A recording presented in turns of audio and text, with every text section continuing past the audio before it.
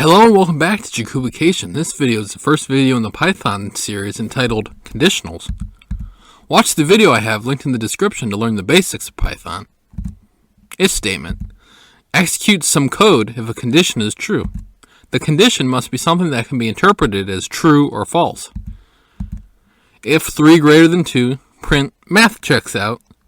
Obviously math isn't wrong in Python, so it will print out math checks out. Checking mutually exclusive conditions. 2 conditions that are mutually exclusive are conditions that can't possibly happen at the same time. Your first instinct to check these conditions in code would be to stack ifs. Your instinct would be wrong. Ifs have no built-in mechanism to know how the previous condition evaluated. In comes Elif. An elif statement branches off an initial if statement and only executes if the previous if or elif statement evaluated to false. Elif, if x greater than 0, print x is positive. Elif, x less than 0, print x is negative. X is only negative if x is greater than 0, and there you see how the if and the elif work.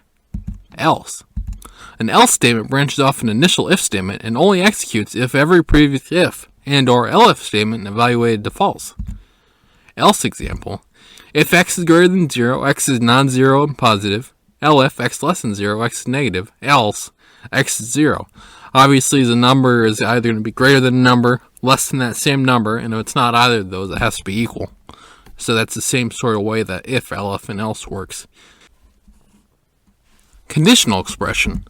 Warning. The following can make your code substantially less readable. You can evaluate a value conditionally on a single line. Example, print hello Bob if name equals Bob, else hello world. This prints hello Bob if the name variable equals Bob, otherwise it prints hello world. Example, quotient equals a divided by b if b doesn't equal 0, else float nan. This evaluates a divided by b and it returns the division if b doesn't equal 0. Otherwise, it returns not a number because divided by 0 is not defined. Ciao.